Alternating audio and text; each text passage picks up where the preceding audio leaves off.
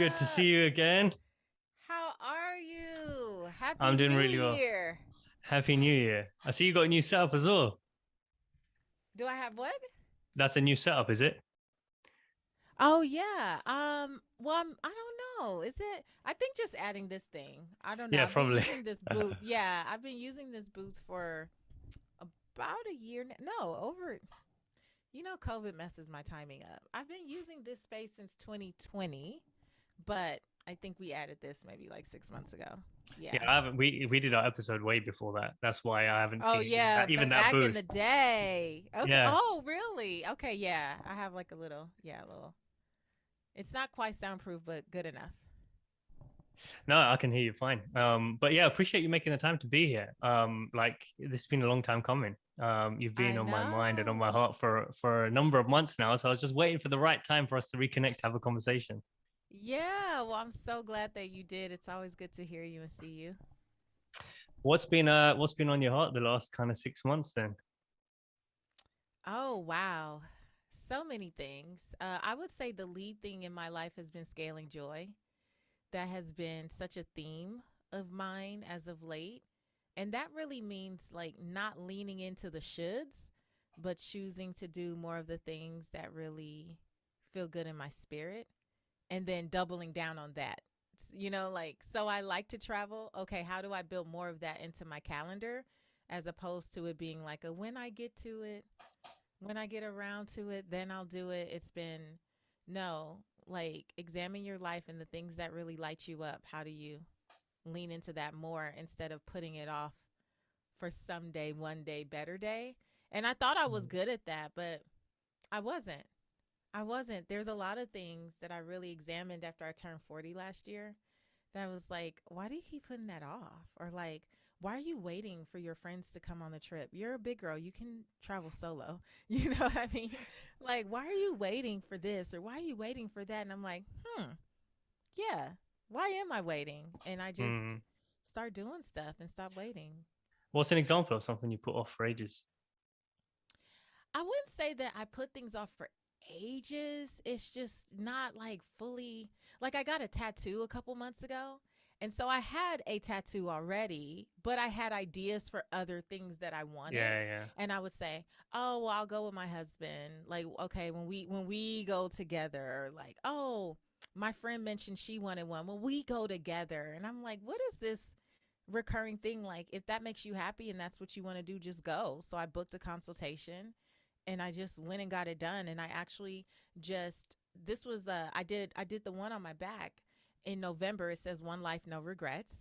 And then Love that. I actually went just like a week ago and did another consultation. And so I have an appointment in a week or two to get another tattoo that says give God something to bless. Those are, the mantras that I Mm. really enjoy and live by. And then I have like another design that I'm working on with the tattoo artist. And I'm like, I don't know. Like, by the time I'm 42, 43, I might be There's really no tatted space dear. left. I'm Yeah, like, yeah.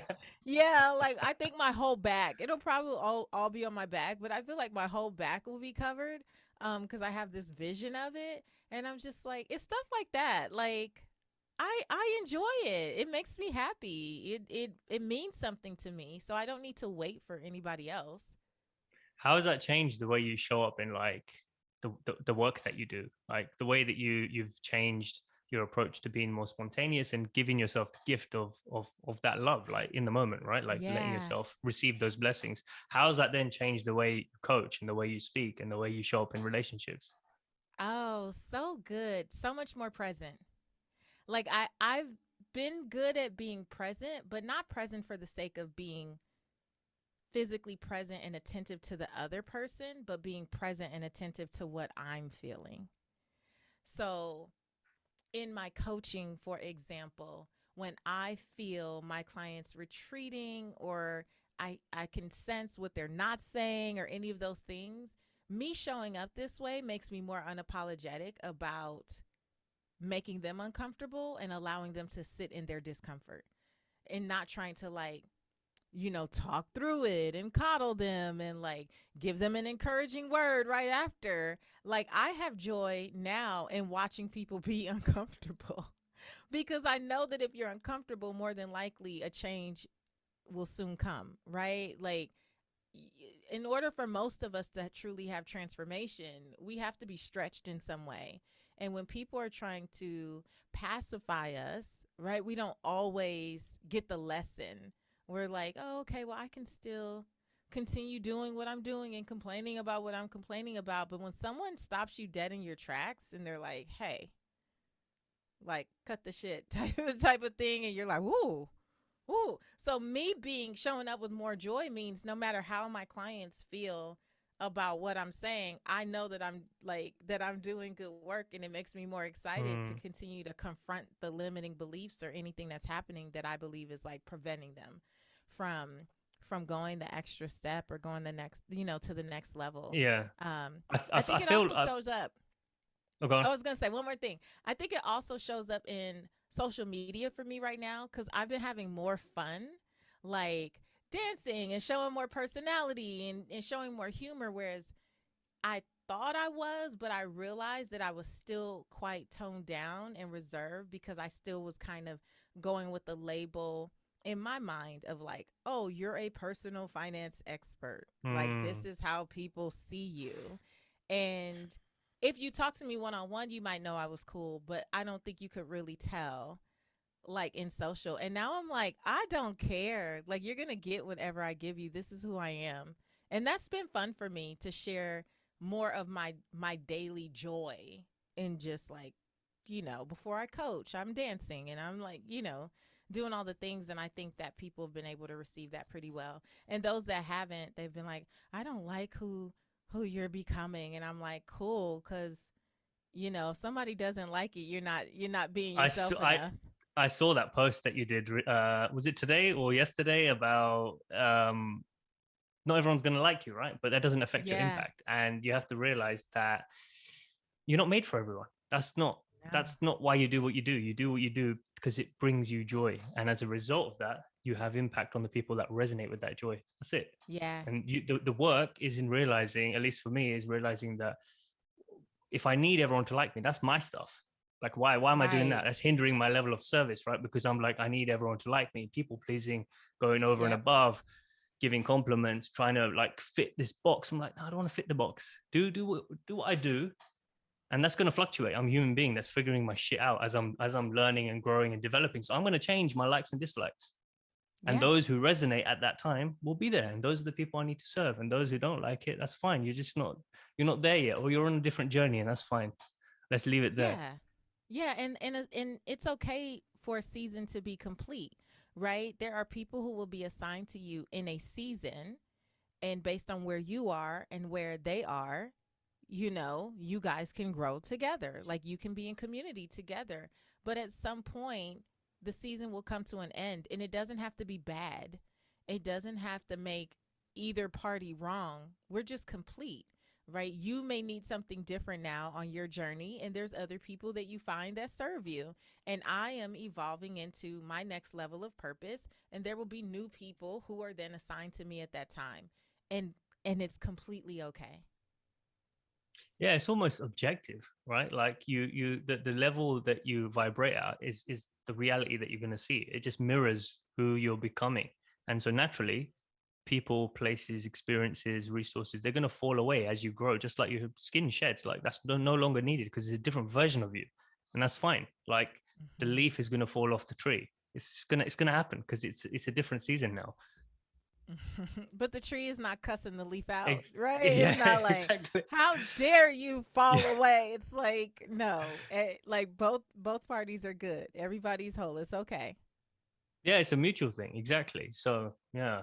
Are you still traveling now then? Or are you back home? I am. I actually just got back from Costa Rica.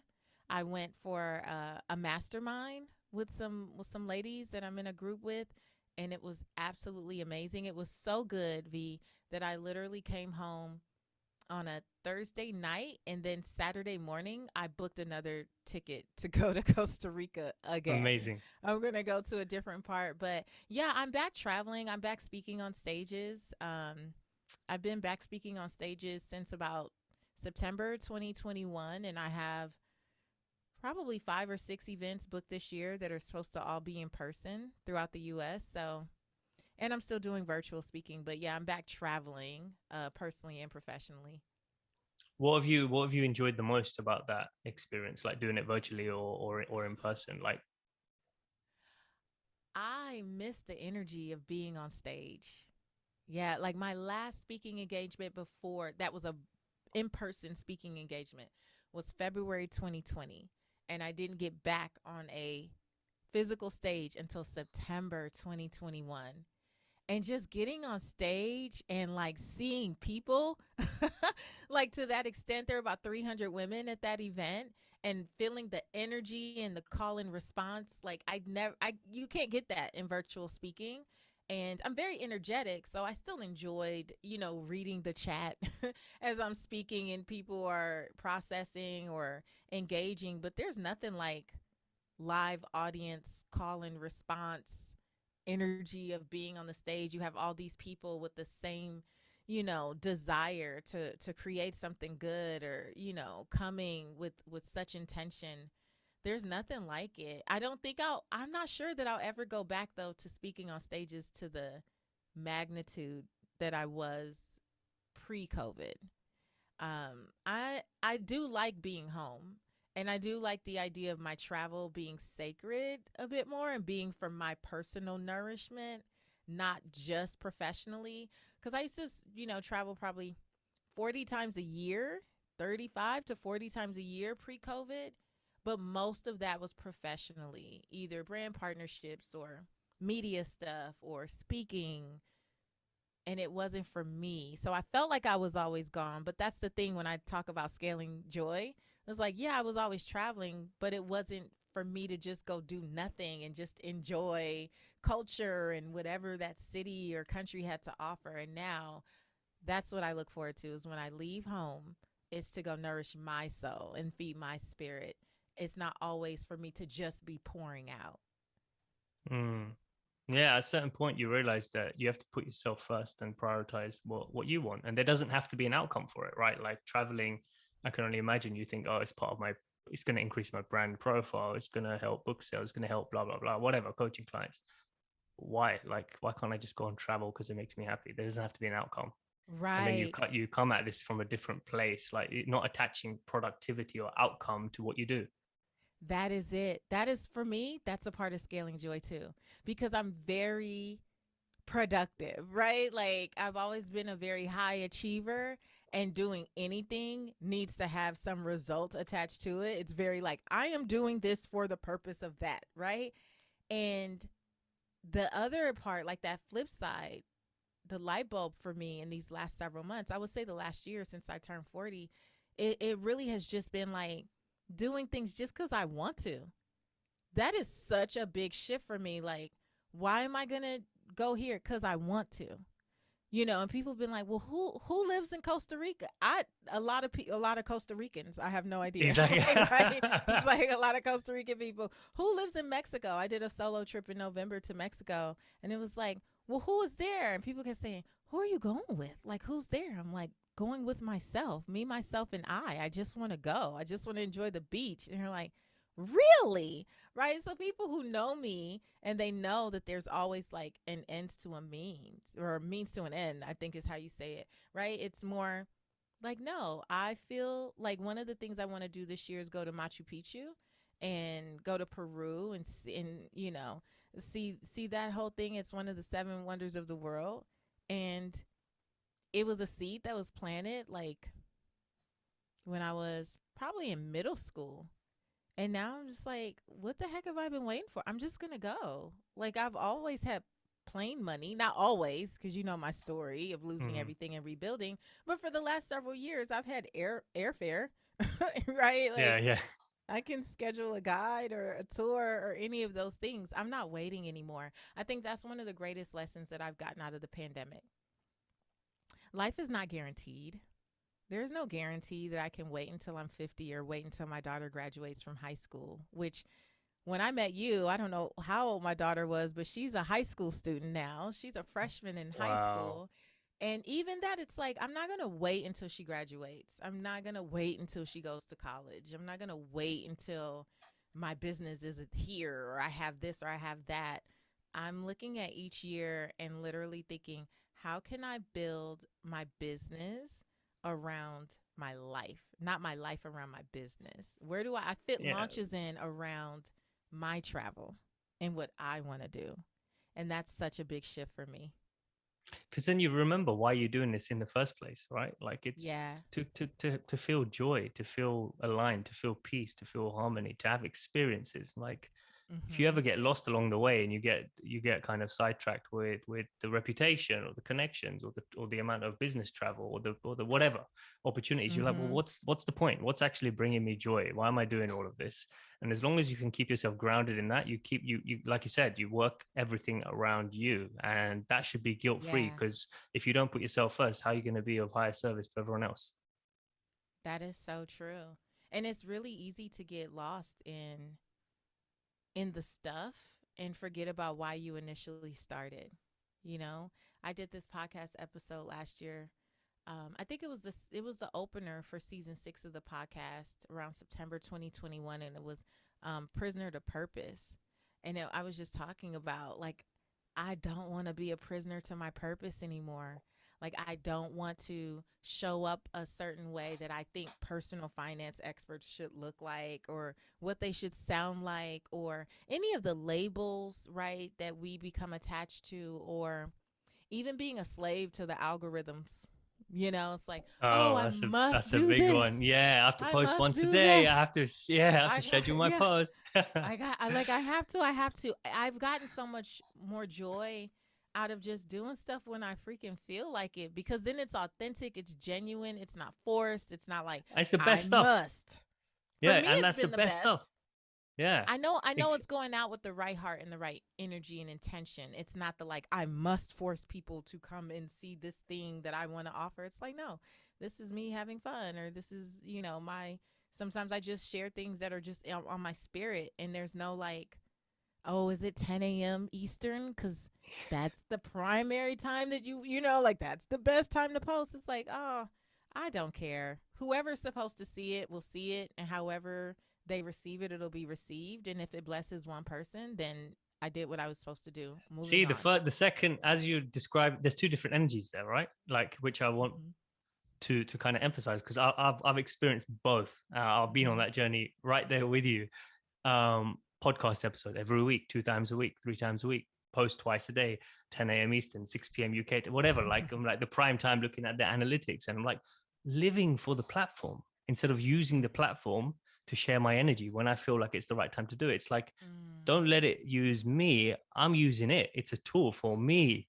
Like, why am I becoming a slave to it? And somewhere along the line, I recognized, hang on, the first energy that I'm bringing to it with is it feels very like filled with anxiety because I'm like, oh, it's Mm-hmm. about time. Will I have time to make enough content? I can't think of anything. Beating myself up now because I haven't got the right content. But let's put something out anyway because 30 days that the you know what I mean. Like there's Yeah, challenges, yeah. right? 30 days, 30 posts, blah blah blah.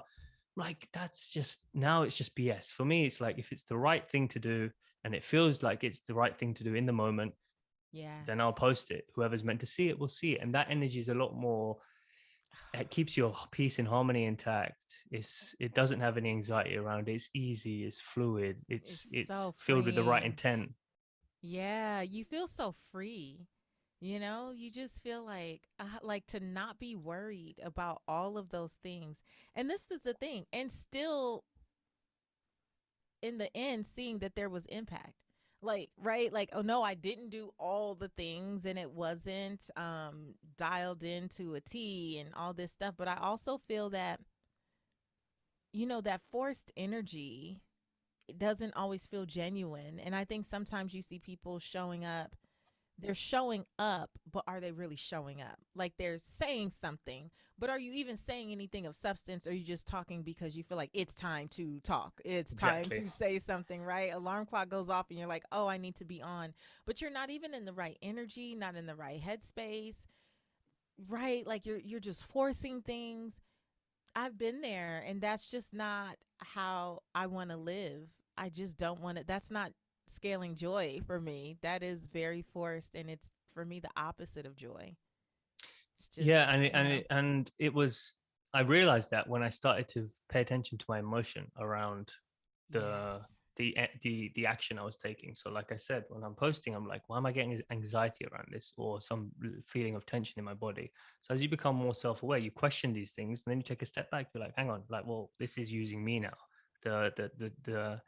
The balance has shifted here. And when did that happen? It happened without me realizing, because I got caught up in the numbers and I got caught up in this routine and I got caught up in Mm-hmm. this hype, whatever it is, into this fake reality.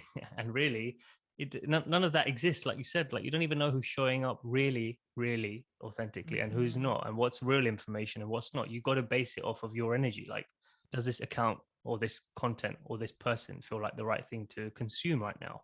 Okay, great. If it doesn't, then Mm. unfollow. Don't The other thing I realized as Woo. well, that it's so hard to unfollow because you're like, oh no, I've always been following them, or what if they think this of me, blah blah blah. I'm like, it doesn't, like, come on, like your energy is gonna evolve. You've got the right to follow, unfollow, follow, unfollow, and that includes my account as well, right? So everyone is Yeah. listening, it's like Same here. unfollow if it doesn't feel like the right thing to do. It's just regulate that, because you're consuming your energy every time you're on there. Um, I realized for me that I had to, at different points in different seasons, unfollow people that I knew in real life and that I genuinely liked. But if there was something in their feed, if their conversation or something was just causing me to struggle, I had to be honest about that. You know, that for whatever reason, this brings something up in me, and I'm just going to unfollow. Like, we have that prerogative, this idea that we have to continue to, I mean, this even speaks to relationships in general, right? Like, many of us stay in relationships that no longer serve us, whether they are with family members or friends or schoolmates or spouses or, church member, whatever your thing is. Like, we stay in relationships that have actually expired long ago. Like, loyalty has an expiration date. And kind of like we were saying in the beginning, like, there are seasons where a message, a person, their post will resonate with you. And then when you enter into a season where it no longer resonates, to continue to force yourself to consume that. Like, do you realize how that is impacting you? Do you realize, like, I only follow things that bring me joy, that excite me, that make me laugh. I love to follow funny accounts or inspirational accounts or like law of attraction accounts or like just things that really light me up. But if something causes me to struggle, especially if it's a recurring thing where every time I see this it makes me feel some kind of way, I will not hesitate to unfollow. And sometimes I go a step further and just completely block. Like, I also just block people too. mm, Even when people come in my comments or my DMs with foolishness, I used to try to like coerce them into understanding my post, or like, maybe you don't understand the intention. Maybe you didn't understand the humor, and like have this back and forth with people. I'm like, this is my house. I could put anyone out of my house. This is my little home on social media. I don't have to let you in my house. It's an honor and ex- privilege to be in my space. And if you don't exactly, want it's a it, space. let me help you. Yeah, Block. exactly. Let me help you. It's exactly, it's a space. And what I've realized is, like you said, online and offline, is as you grow, you have to let go. Like Mm, whoever it is that's not allowing you to feel free, regardless of if you've known them for a decade, 2 decades, 10 days, yeah. 10 minutes. See you later. And not because I'm better than you, because No. I can no longer serve you. It's out of compassion. I can't serve you anymore, and I don't Mm-hmm. have anything to give you. So see you later. I'm doing both of us a favor. And it's difficult for Yeah. some people to do that, but what comes first? Peace, right? Like, you got to, peace has to be priority. If that's not priority, how can I serve anyone? I'm kidding myself. I can't serve anyone if I'm not in harmony with myself. And you got to lead by example, especially if we're stepping into a role of a coach or a speaker or a mentor or blah blah blah, Mm-hmm. whatever it is, where people are looking to you for some level Depending of on us. guidance. Yeah, exactly. Right. Mm-hmm. And like you said, you got to be real with yourself and really question yourself. Like, what's coming up for me? Is it a trigger? Like, is this person trying to teach me something? Is this some of my shit I need to work through? That's a different thing. Mm-hmm. Mm-hmm. So then, am I unfollowing or blocking because I'm trying to avoid dealing with my own shit? And that's the work we got to do as independent leaders, Mm-hmm. blah, whatever. There's human beings that want to develop. Mm-hmm. Or is it someone that's actually draining my energy? Then see you later. All right. Yeah. Yeah. And that's definitely where wisdom and discernment comes into place. Using discernment. around that is really helpful, like to distinguish between the two. I do believe though that the message that is for us will get to us in the season that it's supposed to get to us and by the correct messenger. And so sometimes there really is something that doesn't sit well, even when the person is awesome and they're authentic and they're genuine and they're so endearing and all this stuff. And for whatever reason, you just can't receive it. Sometimes it's I believe the message is going to get to you anyway, maybe just not through that messenger. Because I Mm. have had people, I spoke at an event, this is years ago, and there was a lot that happened there, but I wasn't introduced correctly. So the woman who introduced me didn't introduce me with my credentials. She introduced me by saying, she's so tall and fine and like gorgeous. And she said all this stuff. And at the time I was a new speaker. I didn't understand like how to build credibility and rapport with the audience. And so I was so shocked that I just got up there and started speaking. And it was a room full of single moms who had children that were really acting up, teenage children that were acting out. And so when the woman introduced me and said all those things, and she was like, and her husband, and blah, blah, blah. And it was like, she highlighted all these things that kind of put a disconnect between me and the couple hundred women that were there. And so I didn't know how to overcome it back then. And I just started talking, and I had a wonderful message, but they were not ready to receive, right? Like they were like, who does she think she is? And they were like leaning back, rolling their eyes. They were folding their arms like, what is she going to do? Right. Yeah. And the next year or about 2 years later, I went back, and several of those original moms were now volunteers for the next group of moms. And by then, I had become a better speaker, and I understood building my own credibility and rapport. And I had this whole intro worked out and all this stuff. And so, again, I wasn't necessarily introduced with my bio or anything, but I knew how to overcome it.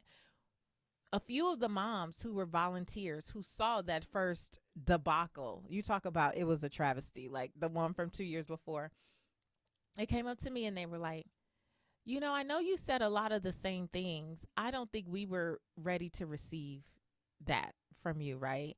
My talk was very similar in terms of the main points, but they even acknowledged, like, I had this going on in my life.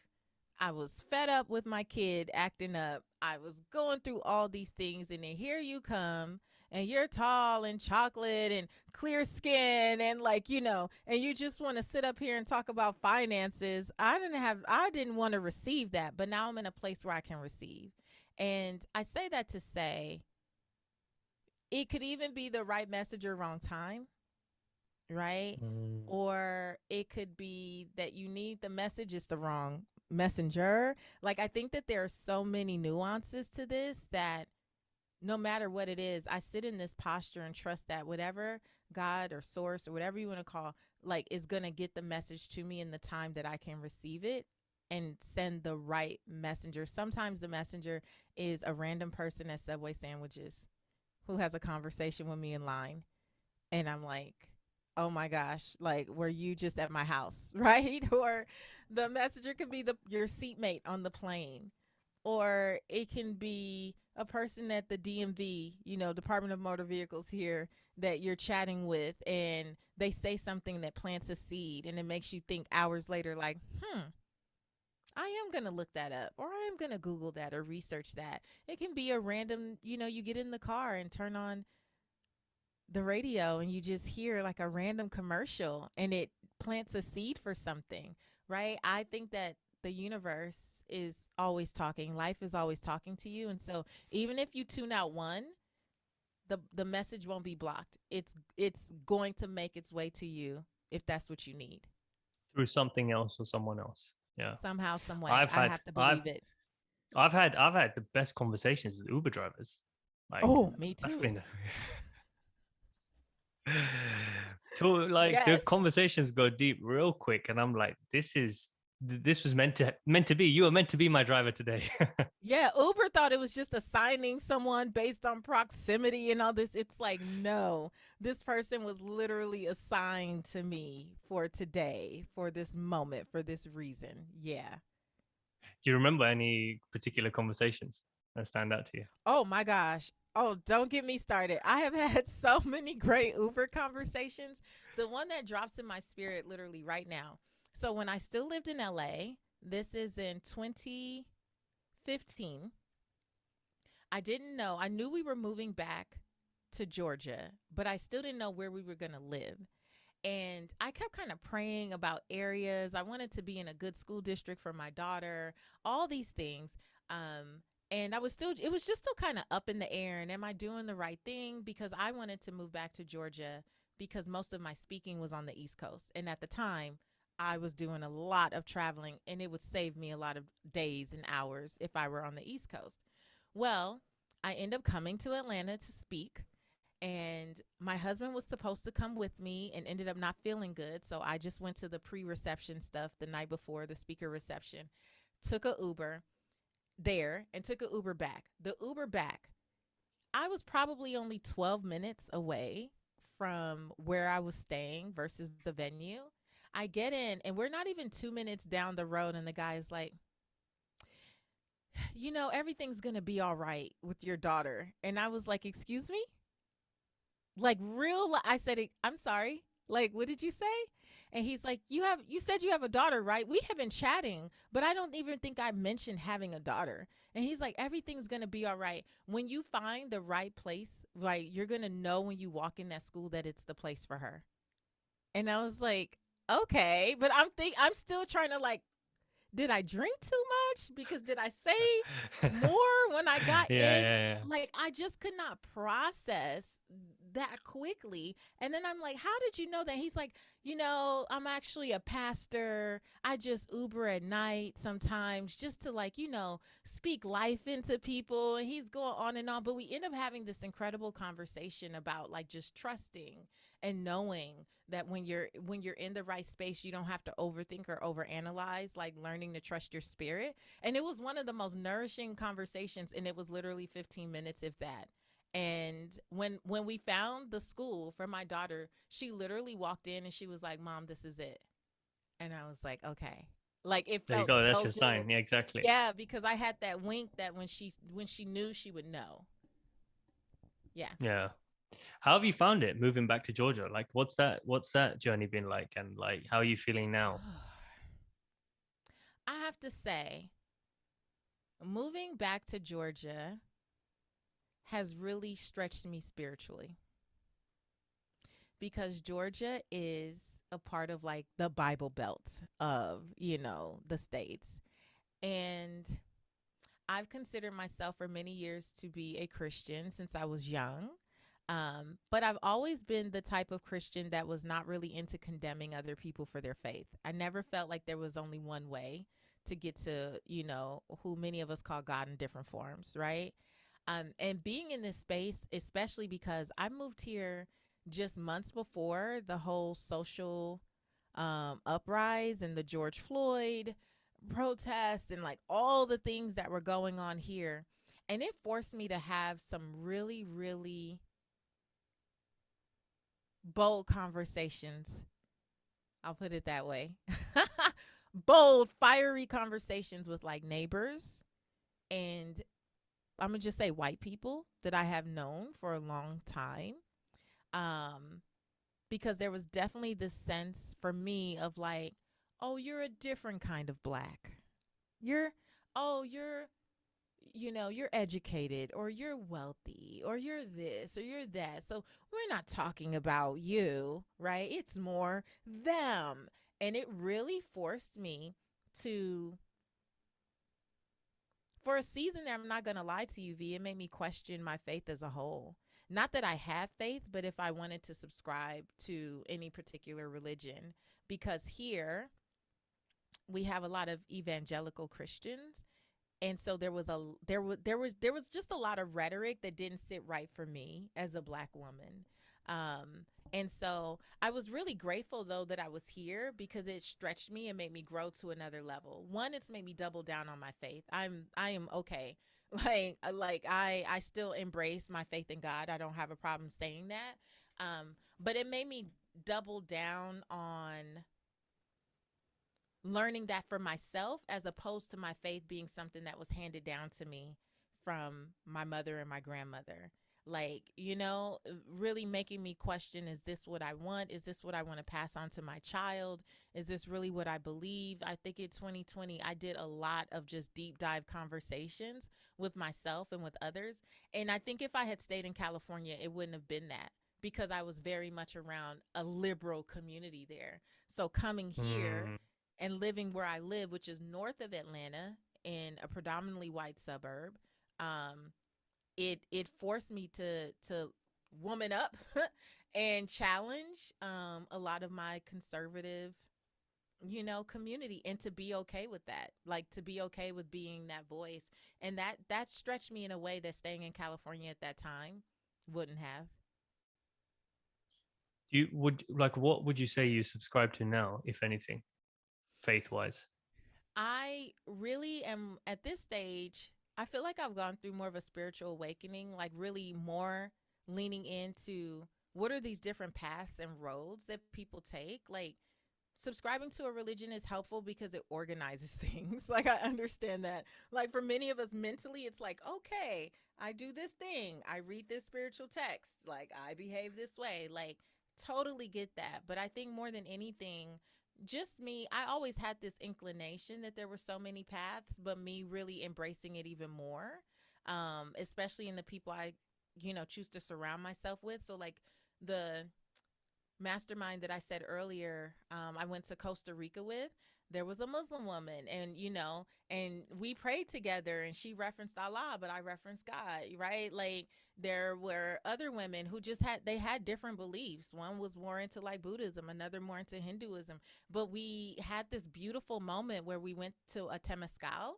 So it's like this kind of igloo kind of thing, and you do this ceremony where you're burning stones, and we got to this point where everyone, was offering up prayers to who they believed in. And it was so beautiful because we literally just like embraced what everybody believed. And we still knew that that energy collectively, that we were pretty much like all just rooted in love and like kindness and like understanding. And we all ended up singing different songs. One person was chanting, and then out of nowhere, I just was like, this little light of mine, I'm gonna let it shine. Like, it's this little song I learned in like uh Sunday school when I was like 5 years old or something. But we all got behind each other's beliefs, and it didn't feel wrong. It felt so supportive and so inclusive. And at this stage in my life, I just want to have more of those experiences. And I want to learn more about other people's religions. Right now, I'm reading about Buddhism. And I just want to learn more because I want to find the intersections, right? So that I just have more tolerance, um, and more just understanding and love and appreciation for what other people believe. You know what I found, and I could be wrong, but just through feeling and conversations and mixing with lots of different people, and yeah, through the podcast, 100%, that's helped. But also in person, like going to retreats or traveling, or even at work, or friends that I meet just day to day as they grow through their lives. The intersection is love. Give it whatever other name you want. It's the feeling at the end of the day, right? The feeling of Yes. connection. Call it Buddha, call it Ganesh, call it Thoth. I've got Thoth statue right here. Allah, Jesus. That's labels, right? Like Patrice Yeah. and Vipul, labels. But the feeling is the intersection, and if you can tap into Yeah. that and disregard the organizational part, because everyone's organizing in their own way. There's no right and wrong At where all. a lot of the issues are. And I'm not trying to be intellectual around religion because I know shit all. I'm not intellectual when it comes to knowing about religion. But what I'm saying is, based on the conversations I've had and the feeling and the reflection I've personally had along my journey, is it's the feeling that connects all of us. And if you step away from that, Mm. that's when it starts to get a bit messy, because then you get up in your head, you're like, Yeah. no, but this is the way we do it, and this is how you should do it, and logically this makes sense, and like, why would you do this, and historically this happened. And I get there's some validation or there's some substance to some of those conversations, Mm-hmm. but you're being strayed away from From the from being core. grounded in love, the core, yeah, the authentic reason that all of these things were brought up in the first place. These teachings were given to have compassion and connection between human beings. That's it. Period. Period. And I'll tell you again, coming out of that ceremony last week, it was so beautiful. And the love was so real. So what Like else it matters? was If you feel that, so that's it, right? genuine. Oh my gosh. I'll tell you what else I've learned though, because as I started to embrace learning about other people's, because I was surrounded by, I'm just going to say it like racist, white heterosexual, you know, evangelical Christians here. Um, it started to make me want to denounce Christianity in a sense. And my platform is very faith based. And so that goes back to where I said I had to really like, what am I actually denouncing though? Is it this group of people that I don't necessarily agree with? Is it the religion as a whole? Like what is it? And one of the things I learned from one of my Muslim friends was that as we have more awareness around these different paths and these different roads that all intersect and just come down to love, no matter how you try to label things, we don't have to abandon the practices that have helped us build resilience. We don't have to abandon what has helped us become who we are, right? Because all of us have our own introduction, whatever that is. But it's an introduction. And what I think a lot of us do is get stuck in like, but this is the only way. It's like, no, this was your introduction in for whatever reason. This is what spoke to you, or this is how it was supposed to go. But that didn't mean you were supposed to stop there. And that's It, what I love about where I am now. yeah, no, it as you're speaking, I can feel the joy in your voice and the connection and the happiness and the peace and the harmony that you've come to, and the vision that was coming to me as you were speaking is like, it's like we're all going from A to B, right? And B is this destination, and we all start from A, and we're all taking different cars. Now it's a vehicle. The practices are vehicles, right? Oh, you've got a Rolls Royce, and I've got a Lamborghini, and we're fighting over the vehicle, but we're going to B. It doesn't matter if we get there. We get there. We're all going to the same place. It does Yes. not matter. Don't compare the cars, because you might be more comfortable in a Rolls Royce. I'm comfortable in a Volkswagen. That's my comfort. I like that. Why would I compare myself? Like, don't get lost in the journey of the Yes. practice. You know what's so crazy, but probably not crazy, very divine? As I was saying that, I was thinking of like going on the freeway, for example, to the airport.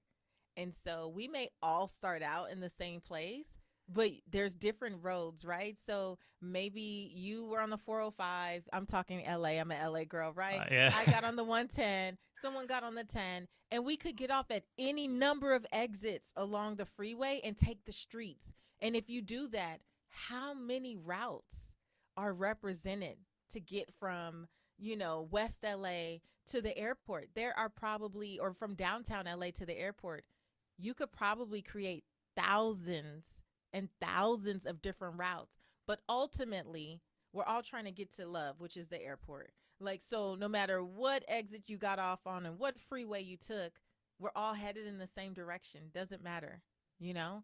Um, and so for you to even use a car reference as I was visualizing cars going on the freeway, I think that was pretty cool too and very in alignment. We're tapped into the same energy right now. Like the analogy I like to use when this kind of thing happens is, it's almost like the third mind, right? My mind, your mind, and we come into sync at some point, and then we're tapping into the same place. So Yeah. the same information, same wisdom is going to be accessible at that point, and Yeah. that's how I know I'm in flow, right? Yeah. Because it's the exact same thing that's happening, and the conversation is just going back and forth, like we're just Mm-hmm. feeding off each other. Mm-hmm. I love it. And So I love these types of conversations. I love, and you've always been like this though, where it's not so scripted and it's so forced. It's literally like just start talking. Like, what's up? What's going on with you? Like, I love those. I did an interview earlier today, and they said, we sent you a list of questions. And I said, I didn't read any of them. because whatever's supposed to flow out of this conversation is going to flow. And when they weren't recording anymore, they're like, for the record, we asked only one of those questions, and this was probably one of the best interviews. And I'm like, right. Because So when you you taught just them allow something. things to flow, yeah, when you just allow things to Yeah. flow, you don't have to force that. But it takes, I feel like that takes work to get there. Mm-hmm. And I say that because, having the list of questions, I'm not saying it's bad. I'm saying if I imagine doing that, right, giving someone a Mm-hmm. list of questions, where's that coming from? It's coming from a place of insecurity. I don't want to fuck up, so I better have everything prepared beforehand, and I know what I'm going to ask, and I kind of expect some type of answer to that, and then I can just go Mm-hmm. into my next question. But then, what if you say something that's completely irrelevant to the next question, but I want to dive into that? Then that throws off the whole script. Or I can choose to break the flow and just ask the question anyway, because that's what I pre-listed. It doesn't that if that's what you want to do, then fine. Be on a news channel and do a formal Right. interview and wear a suit and do that. But that's the whole point of this platform, is to connect. Yeah. And you can't do it. Like, why treat this different to an in-person conversation? If we were having drinks or food in person, which I wish we did in Thrive, but it never happened, and it will happen again at some I point was when just it's the right thinking that time. too. I was like, okay, V, at some point we are. I'm gonna come to the UK though. I'm Are coming. you? Is it Yeah. planned?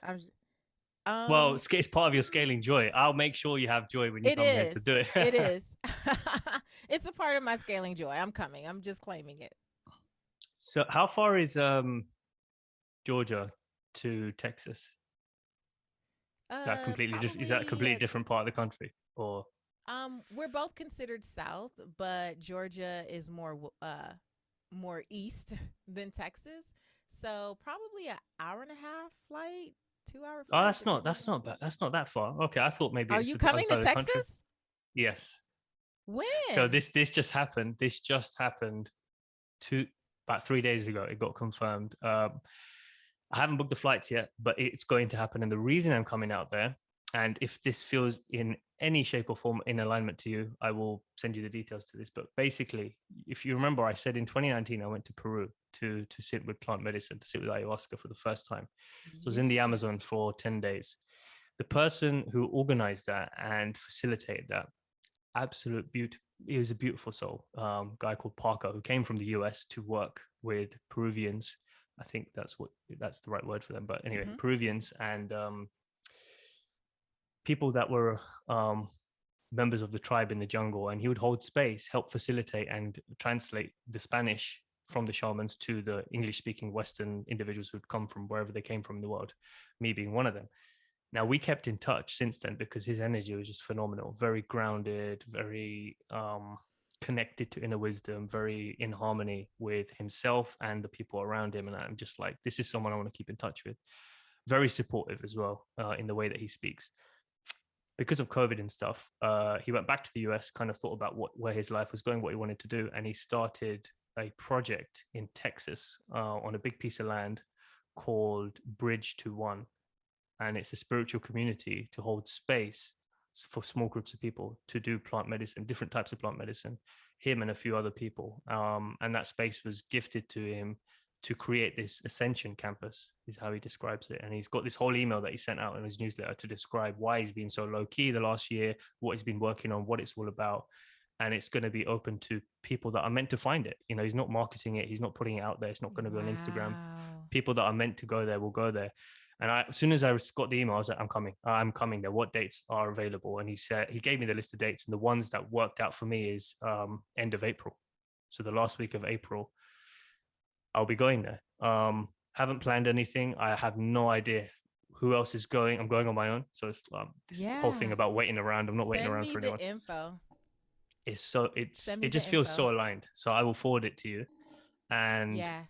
either we meet there or I will fly out to Georgia and make it work. Like it's silly. If I'm an hour away, why would I not make time to come and see you? And you know, Oh my gosh. Let me know. Yeah, send me the info. Send me the info. I might be interested in going. As you were talking, I felt very like leaning in. don't So, question that. That's what I did as yeah. well. I felt that as I was reading the email. I was like, yes, the answer is yes. My energy, Yeah. my soul needs to be involved in this. How much it costs, how it's going to work out, that will all get taken care of as long as the Yeah. decision to go is coming from the right place.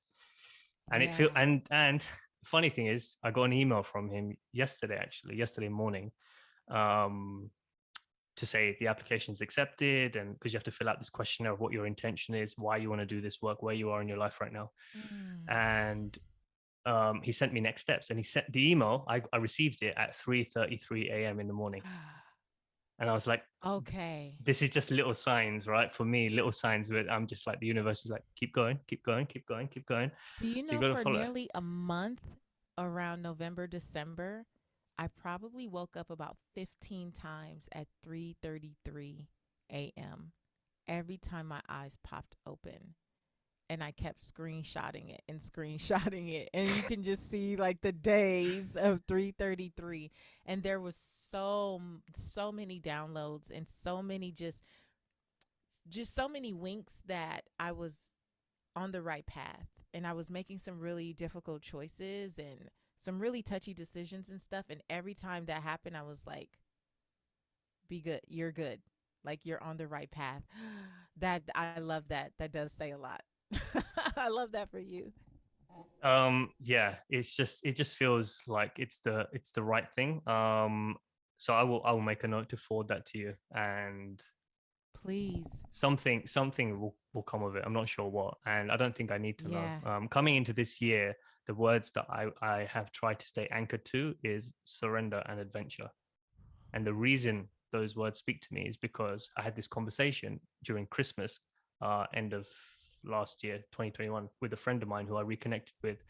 After a long time, he bought a new house in the north of England. So I went to visit him, just me and him for the weekend, and we're talking about serving people and coaching, etc., etc. And I was like talking about next steps in my journey and his journey, and I just said, for me, what helps me put things into perspective now at this particular point in my journey is I fast forward myself when I'm at a decision making place. Fast Mm. forward myself to the end, right? I'm on my deathbed. I have 24 hours left. This is my last day to meet my family, my friends, my grandchildren, whoever it is that I'm blessed to spend that space with in the last 24 hours. What stories do I want to be able to retell to them? Mm. And that is a whole bunch of experiences that are full of depth, passion, connection, enthusiasm, joy, Mm. adventure. But how am I going to do that if I don't say yes right now and have the courage to do it? And so then I can't, why would I doubt my decision now then? If I want to be able to do that at the end, well, I've got to say yes now and then see what happens. Yeah. Yeah. Oh, I love that. I love the way you articulated that. And it just makes me going back to the tattoo that I got. It's my reminder, one life, no regrets. When I was in Costa Rica and I was at this waterfall, and it was so beautiful, but it was kind of leading into this little river that was rushing, and I was like, oh, I don't know. And I was on the side. One of the ladies that was with me, she said, what happened to one life, no regrets? I was like, all right, I'm coming in. Right. That was the universe It's telling like, you. yes, it was like, you're absolutely right. And I got it tattooed on me because I want that constant reminder, like you said, that if I don't say yes now, I'm going to get to the end of my life and I will have regrets. I will have regrets. Well, I have accomplished a lot of things professionally, sure, but I'm at a stage in life where I really want my personal life, like the things that I again do just for me, not for I think that there will be benefit to others because I'm always going to find a lesson and share it with other people, but I want to sit on my deathbed or lay on my deathbed and reminisce about all the risks I took, like all the chances that I took. And like, I remember that time when I got in the waterfall. I like remember that time that I did whatever the thing is. Like that's because that's living. That's what living. what what else is there? Like, yeah, I can What else is pass on there? my house and my car, and there's nothing wrong with material things, right? Like, we live in a 3D world where we're able to use those things and buy those things and have those things. They're created there for us to have if we want to have it. There's nothing wrong with that. It's just, what do you prioritize? Like, what do you want at the end of it all? Mm-hmm. And that's what helps bring perspective. It's like, if those things come, that's great, But this makes me think of something else now as well, and it'd be interesting to hear your thoughts on this. Actually, is about goal setting, whether it's monthly and weekly or yearly goal setting, Mm-hmm. right? So I used to be very much in a space of like, well, in the personal development space, of write a goal, put end date on it, work backwards.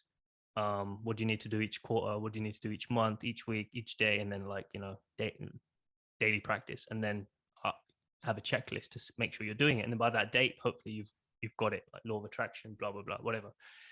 But I don't know, something just didn't sit right with me the last couple of years as I was reflecting on that. And none of the goals that I'd set really were speaking to me. They're not really goals that I wanted. I was like, actually, are these things that I even value? Like, where is this goal setting coming from? Who am I trying to impress? What's it for? Mm-hmm. And why am I setting goals in this way? That's one thing. So as my values changed, my goals changed.